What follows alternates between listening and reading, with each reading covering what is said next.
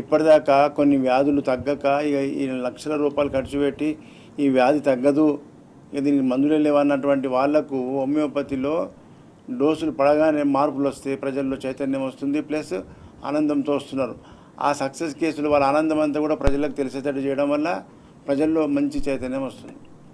కాబట్టి ప్రజలకు హోమియోపతి వైద్యం పట్ల ప్రచారం కానీ హోమియోపతి వైద్యం పట్ల అవగాహన లేకపోవడం వల్లనే వాళ్ళు ఉన్నకాడికి ఆ ట్రీట్మెంట్ చేసుకొని ఇక వ్యాధి తగ్గదనంగానే ఇంట్లో పడేసుకొని ఉంటున్నారు. అలాంటి వాళ్ళకు హోమియోపతి, అలోపతి తర్వాత హోమియోపతి పుట్టింది. అలోపతి డాక్టరే ఎండి డాక్టర్ శామ్యూల్ హానిమన్ గారు జర్మనీ దేశస్థుడు.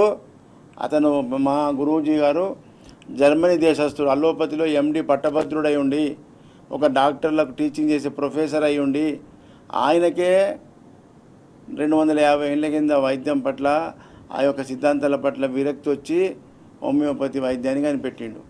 కాబట్టి అందులో లేని సత్తా, అందులో లేని బలమైన మందు ట్రీట్మెంటు హోమియోపతిలో ఉంటుంది అనేది ఆయనకు రాసినటువంటి సూత్రాల ఆధారంగా, ఆయన సిద్ధాంతాల ఆధారంగా మనం ప్రయోగం చేస్తున్నాం.